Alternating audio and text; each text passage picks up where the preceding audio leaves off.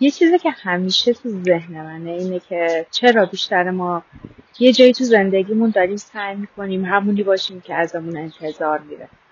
یعنی واقعا این زندگی که داریم میکنیم انتخاب خودمونه و یه چیزی که کم کم بهمون گفتن باید باشه. از بچگی یادمون دادن یه سری مسیرها رو بریم، یه سری کارا رو انجام بدیم، یه جوری رفتار کنیم که بقیه بهمون بگن آفرین درسته. ولی کی گفته درسته؟ کی گفته این تنها راهیه که باید زندگی کنیم؟ گاهی وقتا میبینی یه کاری رو دوستش نداری، یه سبک زندگی بهت نمیچسبه، یه مسیری حالتو خوب نمیکنه، ولی بازم داری ادامهش میدی. چرا اینجوری شد؟ ولی آخرش که چی؟ بقیه یه چیزی میگن بعد یادشون میره، ولی تو با زندگی که دوستش نداری باقی میمونی. زندگی زیادی کوتاه برای اینکه نسخه‌ای باشیم که جامعه ازمون میخواد.